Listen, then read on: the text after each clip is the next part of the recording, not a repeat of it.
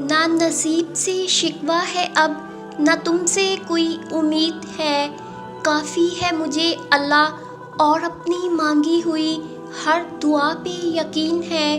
अब तुम ये कहोगे अगर कि इल्तिजाएं अर्श से मोड़ दी जाती हैं, तो ये सिर्फ इल्तिजाओं की नहीं बल्कि अर्श वाले की भी तौहीन है। मंजिल का पता खोकर रास्तों में भटक रहे हो दर बदर, اور پھر پوچھتے ہو کہ یہاں ہر شخص کیوں غمگین ہے۔ دیکھو کتنی بے رنگ ہو گئی ہوگی کائنات بن خدا کی، وہی تو رونق ہے اس کی، وہ ساتھ ہو تو سب رنگین ہے۔ قبول کرتے نہیں ہو تم کوئی بھی حقیقت، اپنی نہ ملے تو ٹھکرا دیتے ہو خدا کی بھی محبت۔ سر جھکا لینا کافی نہیں، دل جھکاؤ کہ بات بنے، تبھی تو ہر دعا کے اختتام میں لازم آمین ہے۔ کیوں خفا ہوئے بیٹھے ہو خدا سے ذرا سی دیری پر، اس کا ایک حکم بھاری ہے وقت کی ہر گھڑی پر۔ وہ تو لاڈ کرتا ہے اور تمہارے ماتھے پہ شکن ہے، وہ چاہتا ہے تم پکارو اسے، وہ تمہاری آواز کا شوقین ہے۔ گھٹن بہت بڑھ گئی ہے نا، لگ رہا ہے تم کسی اندھیرے کمرے میں بند ہو، جہاں دروازے تو بہت ہیں لیکن سب بند ہیں۔ زندگی رک گئی ہے مگر سنو ایسا تو کچھ نہیں ہے، یہ تو تمہارے دماغ کا خلل ہے، شیطانی وسوسے ہیں۔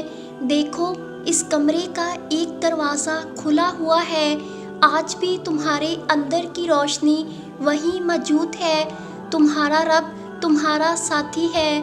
ہاں خزاں کے دن ہے ابھی مگر بہار بھی آئے گی، سنو ہمت نہ ہارو، اٹھو زندگی رکی نہیں ہے، پریشان نہ ہو وہ رب سب ٹھیک کر دے گا۔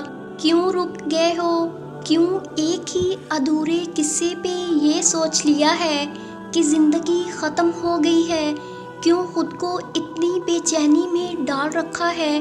حقیقت اور وسوسوں میں بہت فرق ہوتا ہے، تمہارے وسوسے جس چیز سے تمہیں خوفزدہ کرتے ہیں، تمہارے رب کے پاس ان سب وسوسوں کا حل موجود ہے۔ اگر تمہاری مشکلات بڑھ گئی ہیں تو یہ کیوں بھول بیٹھے ہو کہ تمہارے رب کی پہنچ اس سے کہیں آگے ہے، تمہارے رب کی رحمت ان خدشات سے بہت افضل ہے، تو پھر کیوں ہاتھ پہ ہاتھ دھرے بیٹھے ہو۔ زندگی اسی کا تو نام ہے کہ گرنا اور پھر گر کر سنبھلنا، ابھی تو انگنت دفعہ تمہیں گرنا ہے اور پھر سے سنبھلنا ہے، پھر سے اٹھ کھڑے ہونا ہے، تو پھر چھوڑو اس ضد کو جو چلا گیا، اس کے حق میں سلامتی کی دعا کرو، اور جو پاس ہے اس کے لیے پردہ داری کی دعا ہے کہ ہر انسان پر پردہ پڑا رہے، اور یہ جو دو چار رشتے باقی ہیں وہ قائم رہیں، اور یاد رکھو اللہ کے سوا نہ کبھی کوئی تمہارا بنا ہے اور نہ بن سکتا ہے۔ تمہیں دوسروں کے لیے نہیں اپنے لیے آگے بڑھنا ہے، اتنا چلنا ہے کہ ساری پرانی یادیں، خلش اور تلخ لوگ پیچھے رہ جائیں اور تم ان سب سے باہر نکل آؤ۔ کائنات کی نظر میں تم کبھی سرخرو نہیں ہو سکتے، اور نہ تمہیں دنیا کے لیے خود کو وقف کرنے کی ضرورت ہے، تمہیں اللہ کی نگاہ میں سرخرو ہونا ہے، تو پھر خود پر بھی رحم کرو اور اپنے ارد گرد سانسیں لینے والے انسانوں پر بھی۔ کب کون کیسے اس جہاں فانی سے رخصت ہو جائے کچھ اندازہ نہیں، تو پھر یہ جو چند لمحے ہیں انہیں جی لو جی بھر کر، اور دوسروں کے لیے بھی یہ سانسیں مشکل نہ بناؤ۔ جنہیں اللہ نے ہی تمہارے قابل نہیں سمجھا وہ پھر کیسے تمہارے لیے بہتر ہو سکتے تھے۔ ایک نظر ماضی کی طرف دوڑاؤ اور سوچو کتنی ایسی چیزیں ہیں جنہیں تم اچھا سمجھتے تھے مگر ان سے تمہیں سوائے دکھ کے اور کچھ بھی نہیں ملا۔ سوچو تمہارے ایسے کتنے غلط انتخابات تھے جن کی سچائی اگر اللہ تم پر نہ کھولتا تو تمہاری زندگی کیا ہوتی۔ جو کسی کے ساتھ غلط نہیں کرتے اللہ ان کے ساتھ بھی غلط نہیں ہونے دیتا۔ تمہیں جتنی محبت اپنی دعاؤں سے ہے نا، اللہ کو اس سے کہیں زیادہ محبت تم سے ہے، اس لیے انہیں تم سے دور کر دیا جو تمہارے لیے صرف تکلیف کا باعث تھے۔ کیوں بھاگ رہے ہو تم پھر اس کے پیچھے جس سے اللہ نے تمہیں بچا لیا؟ چھوڑ دو اس جگہ سے مرہم ڈھونڈنا جہاں سے صرف تمہیں زخم ملا۔